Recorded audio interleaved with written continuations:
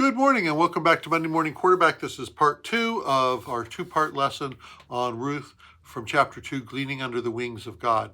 And the first one was on the fact that we're supposed to care for the poor, but the second lesson comes from an interesting word because there's this turn of phrase where Boaz says, may you find refuge under the wings of the Lord your God who you've chosen.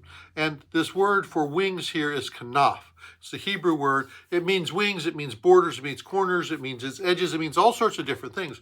It's wings. I gather you like a hen gathers her chicks under their wing, as Jesus said as he weeps over Jerusalem.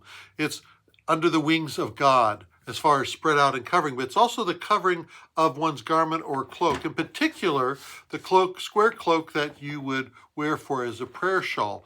And with that, in Numbers 15:37 through 41 and Deuteronomy 22:12, we are told that if you have the square cloak, you're supposed to put these tassels on the end, and these tassels then would be indicators and reminders to you, tied in a certain way with a blue thread through them, that you are to be obedient to all the law.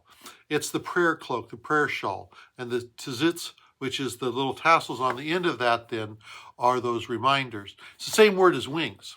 And we find those as just the reminder of God's covering. And it's interesting because in Malachi 4:2, there's this phrase that the Son of Righteousness shall rise with healing in his wings.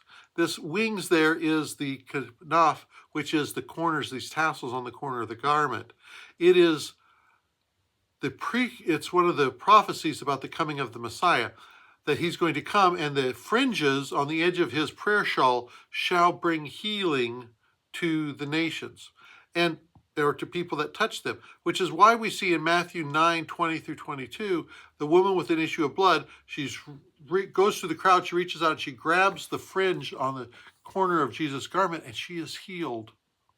In the same way, later in Matthew, in chapter 14, he crosses over the sea of Gennesaret, and as he's walking, they bring the sick to him so that they might even just touch his fringes.